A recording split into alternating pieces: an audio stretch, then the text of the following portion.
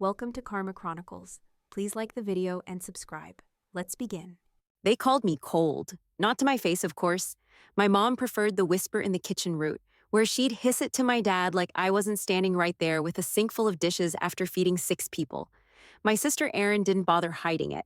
She'd just toss it out mid-meltdown, screaming that I had ice in my veins, while I was canceling my weekend to drive her across town after another breakup, another eviction, another whatever.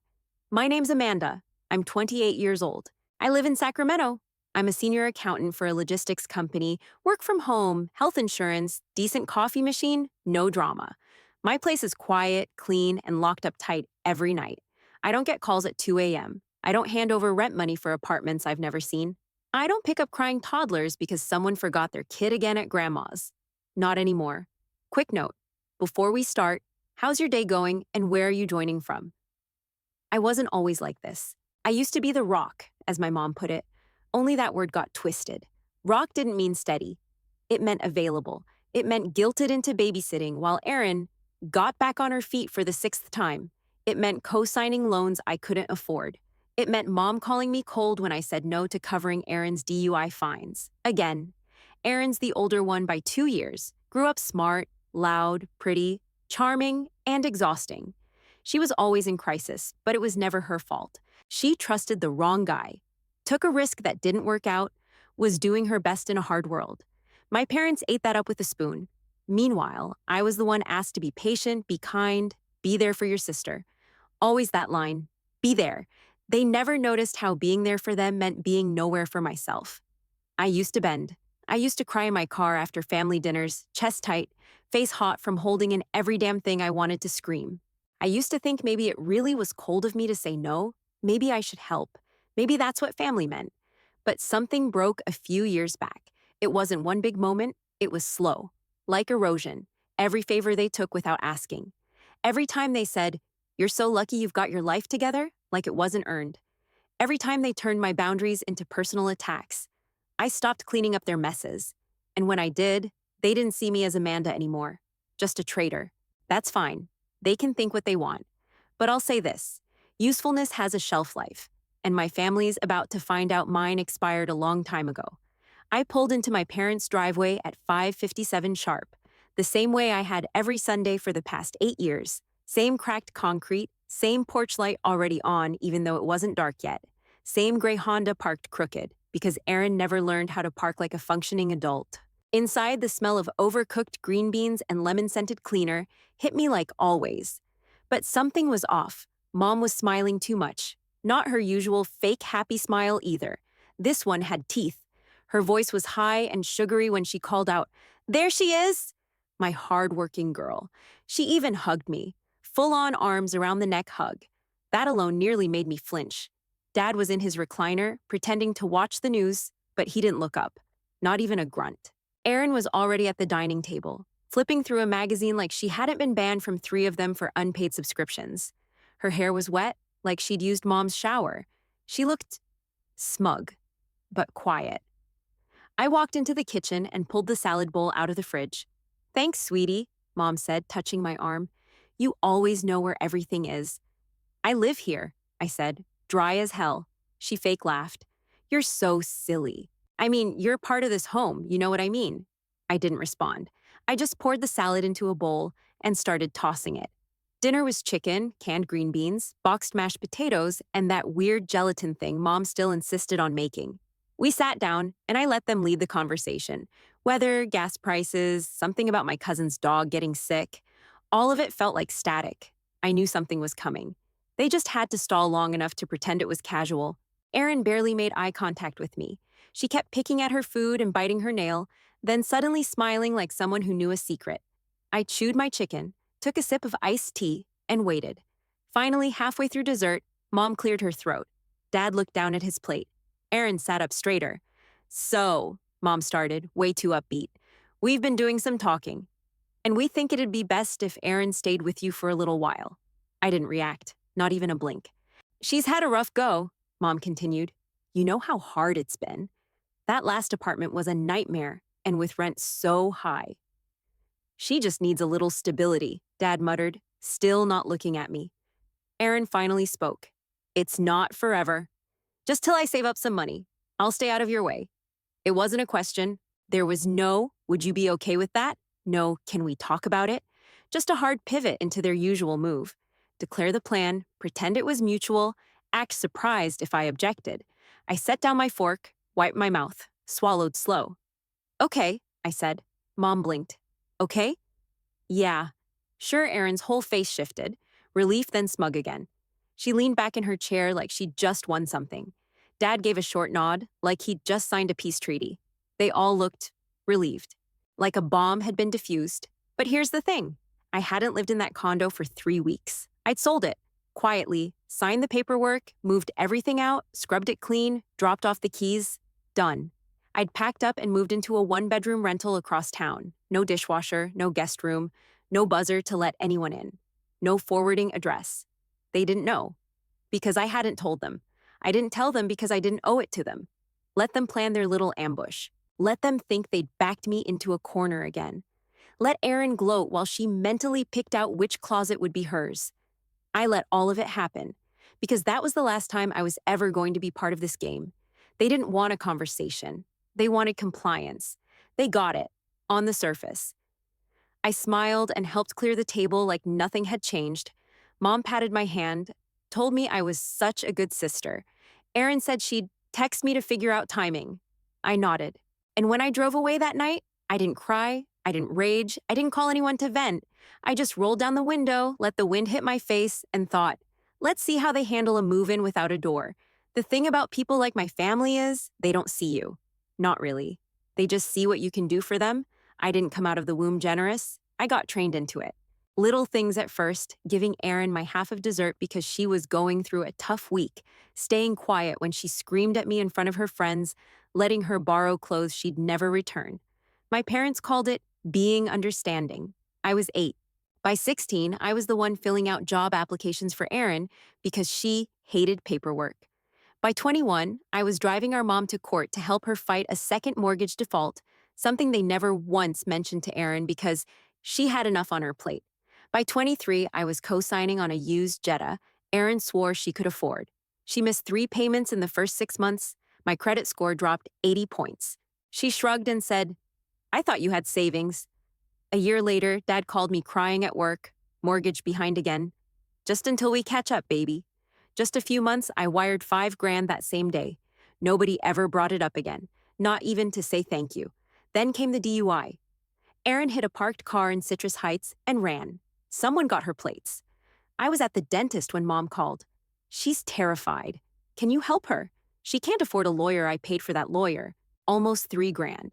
Erin got off with community service, and the next weekend she posted pictures from a cabin trip with some new guy. Every favor was swallowed into a black hole. No thank yous, no repayments, just more need. If I brought up boundaries, I was getting hard to talk to. If I asked for a break, I was too sensitive. If I didn't answer a call fast enough, I was ignoring my family. They didn't see me. They saw a lifeline, a wallet, a human version of duct tape. Stick me on any mess, expect me to hold it together.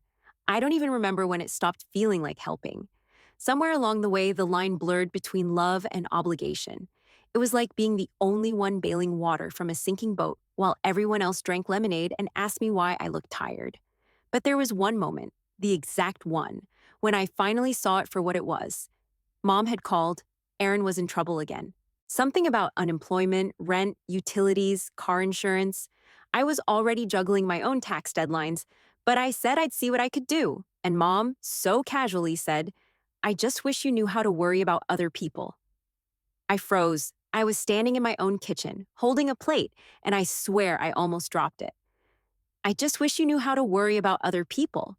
I'd been worrying about them since I was old enough to read overdue notices. I'd been covering bills, fixing problems, sacrificing weekends, burning vacation days, not for myself, but for them. And she said that, like I was selfish, like I was the problem. That was the moment. Not the Jetta, not the mortgage, not even the DUI. It was that one sentence, that one moment where I finally understood that it didn't matter what I did. It was never going to be enough. Because to them, I wasn't Amanda. I wasn't a daughter. I wasn't a person with limits. I was just available. So I stopped being available. I didn't make an announcement. I didn't throw a tantrum. I just started peeling away, one favor at a time, one unanswered call at a time, one quiet no at a time. They barely noticed at first, thought I was just in a mood. But I'd already made my decision. They wanted a version of me that didn't exist anymore. I'd already found the rental by the time Mom dropped that line about me not knowing how to worry about other people. I signed the lease 2 days later. It was a one-bedroom unit in North Highlands, off Watt Avenue, nothing fancy. Small kitchen, old carpet, no dishwasher. But it was clean. It was mine. And it was quiet. I didn't tell anyone, not out of pettiness, not to punish them. I just needed space that couldn't be invaded, a space that didn't come with obligations or expectations, a space where nobody knew how to find me unless I wanted to be found. I scheduled the movers for a Tuesday morning. I took the day off work, packed everything myself, labeled every box by hand. The condo was stripped bare by noon. I left the keys on the granite counter, locked the door behind me, and drove away without a single look back.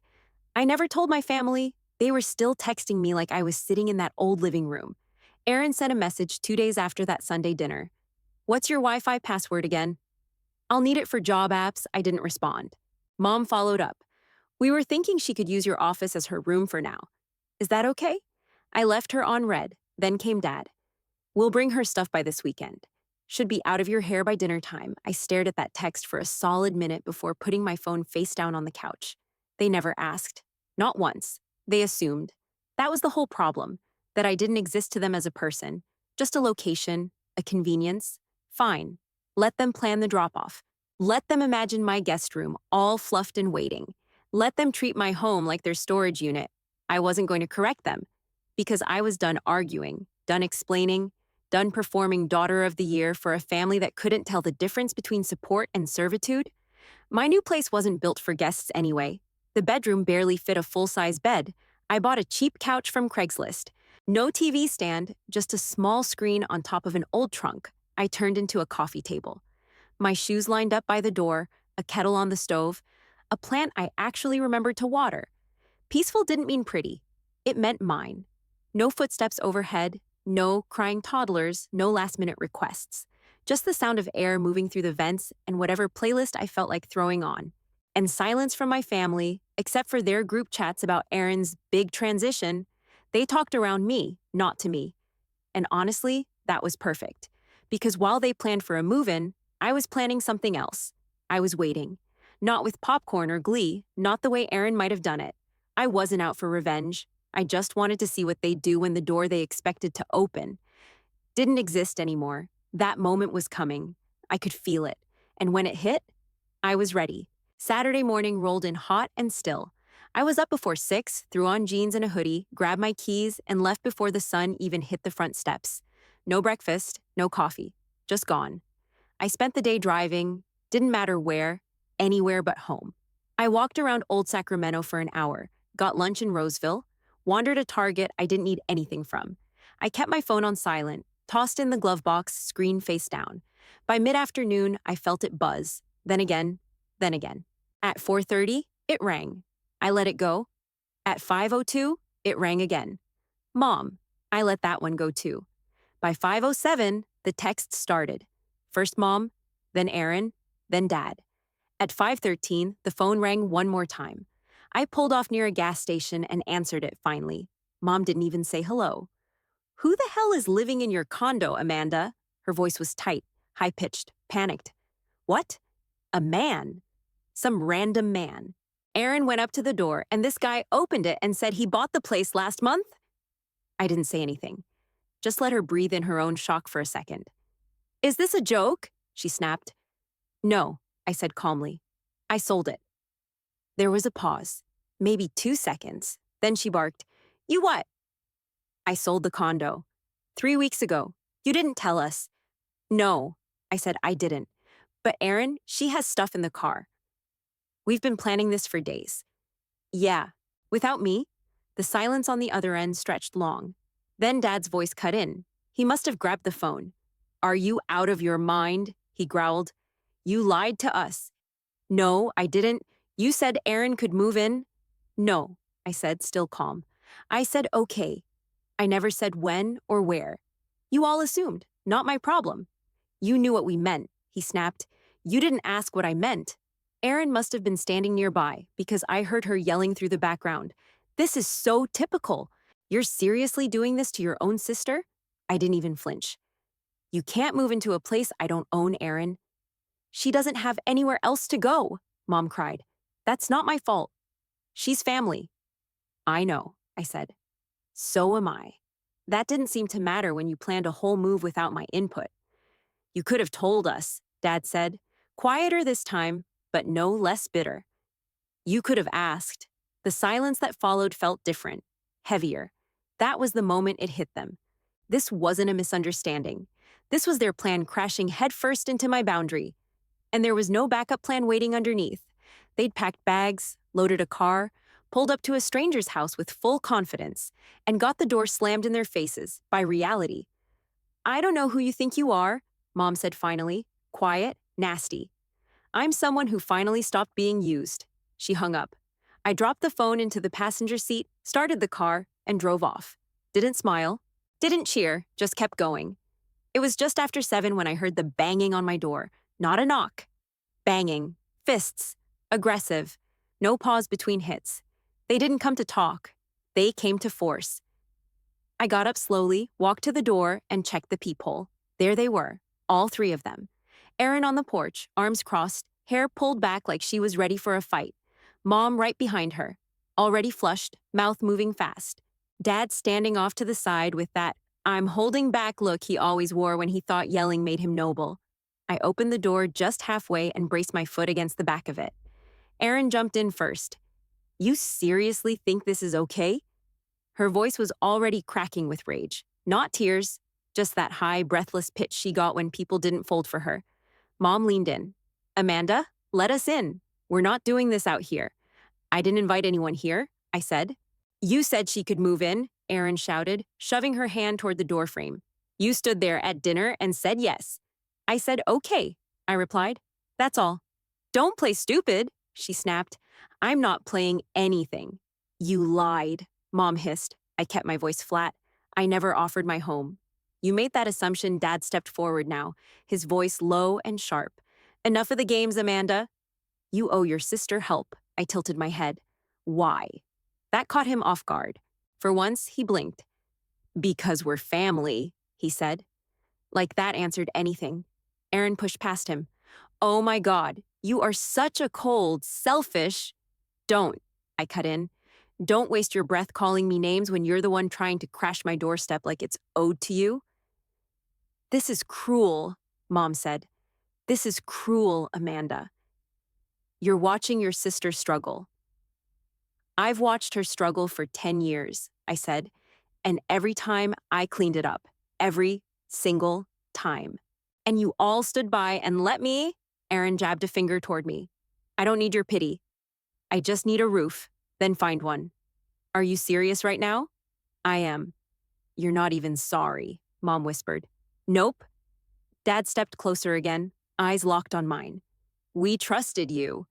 You acted like this was handled. You're making us look like idiots. You did that yourselves, I said. Dragging your daughter to a house that isn't hers, pounding on a door that's not yours, demanding space in a life you don't contribute to. We raised you, he barked. No, I said. You raised Erin. You used me. I turned and grabbed my phone off the table. Erin narrowed her eyes. What are you doing? I tapped the screen. Calling the police. Are you serious? Mom gasped. You're really doing this? To us? Yep, I said, already hitting dial. You're on private property. And you're not leaving. You're blowing up your entire family over nothing, Dad snapped. No, I said, holding the phone to my ear. I'm just done letting you blow up my life and call it love. Erin looked like she might lunge. Mom was shaking her head over and over like I'd just murdered someone. Dad stood there frozen, breathing hard through his nose. 911, what's your emergency? Yes, I said calmly. I have 3 people outside my door refusing to leave. They're family, but they're not welcome here, and I've already asked them to leave twice. I'd like to file a trespassing complaint. Dispatch took my name and address. I gave it clearly.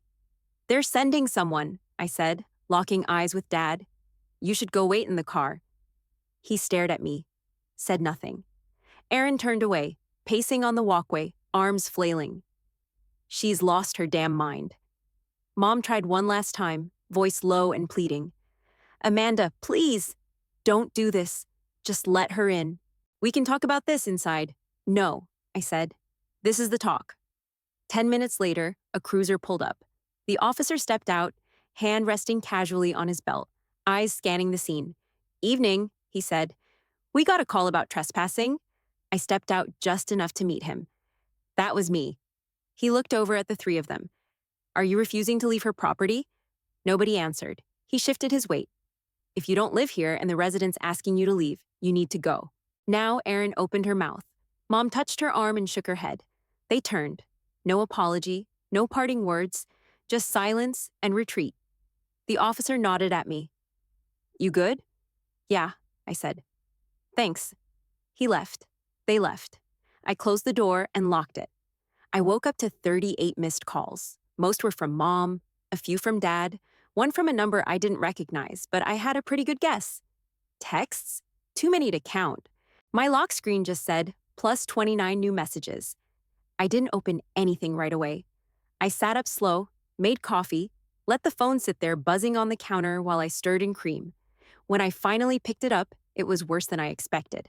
My mom had posted on Facebook, one of those long, dramatic ones with no punctuation, no paragraphs, just one emotional dump after another. It started with, "It's heartbreaking when your own child turns you away in your time of need," and went downhill from there.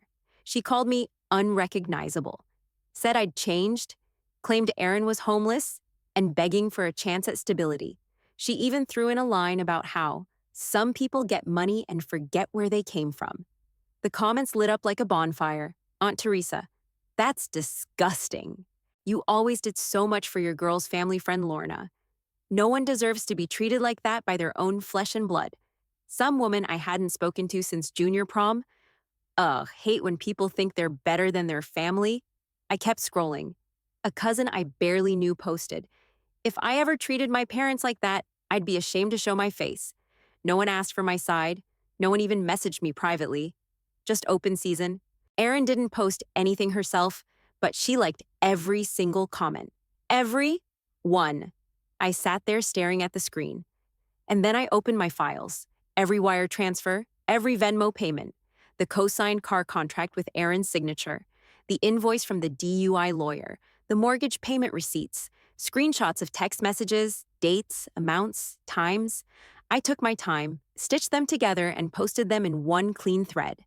No caption, no hashtags, no passive-aggressive tone, just facts. 3 hours later, I added a final slide. White text on a black background. I didn't abandon my family. I just stopped volunteering for emotional debt.